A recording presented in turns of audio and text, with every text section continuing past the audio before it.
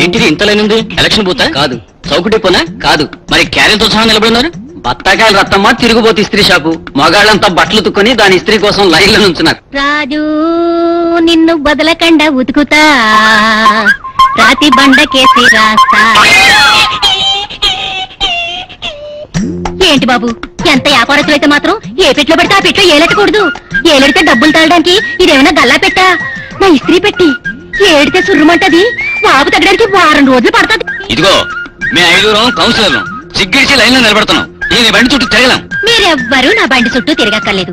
నా బండే తిరిగిపోతు బండి, అదే ఊరంతా తిరుగుతుంది. మీకు విషయం తెలుసా? గుడ్డకి తేడా ఉంటది. అందుకే గుడ్డని బట్టి ఉతుకుడు ఉంటది. మురికి వదలగొట్టడం ముఖ్యం, కానీ అది ఎవరి బట్టైనా నా బండకొకటే. ఏ జాతి బట్టైనా, ఏ మతం బట్టైనా, ఏ కులం బట్టైనా, ఏ పార్టీ బట్టైనా, రాజు బట్టైనా, పేద బట్టైనా, మగ బట్టైనా, ఆడబట్టైనా, ఏ బట్టైనా అది బట్టయితే చాలు, నా బండకంతా సమానమే. అందుకే నిజమైన సోషలిజం ఎక్కడుంది? నా బండ మీద ఉంది.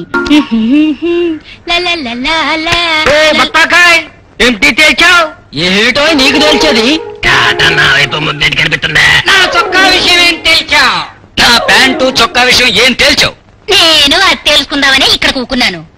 మీ ఇబ్బంది చూశాక కల్లో మా అమ్మోరు మా ఊళ్ళమని అడిగాను. స్వయంవరం పెట్టుకుని ఏరుని ఎంచుకోమంది. ఒప్పుకుంటే సాలిబాబు, నేను చెప్పేది జాగ్రత్తగా వినండి. మీరు సొక్కాలన్నీ ఇప్పేసి నా బండి చుట్టూ నుంచుంటే ఇస్త్రీ పెట్టి ఎర్రగా కాలుంది కదా, నేనేం చేయను, మీ ఈపుల మీద ఎట్టి రుద్దుతాను. అబ్బా అనకుండా ఎవరైతే ఎక్కువసేపు సమ్మగా చేయించుకుంటారో వాళ్ళకే నా జీవితం అంకితం అని చెప్పింది. నేను రెడీ, నా పెట్టే రెడీ, నీ ఈపులు రెడీయేనా? యాదవలు ప్రపంచంలో అన్ని మతాలు కలిసేది మాలాంటి ఉడుకట్లోనే. ఏంటి బాబు గారు, నువ్వు ఎంతకాలం ఇలా పట్టణంలో బట్టలు సాఫ్ చేసినా నీకెట్టదే. సరే, నా మాటని మా మూతిరాకుడిపాలెం వచ్చాయి.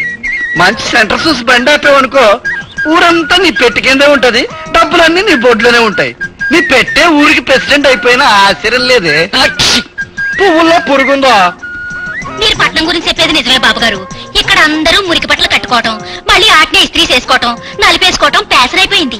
ఎలిసిపోయినవి, చిరిగిపోయిన బట్టలు, బుడబుక్కల బట్టలకంతా ఇంగ్లీష్ పేర్లు ఎట్టేసుకుని కట్టేసుకుంటున్నారు.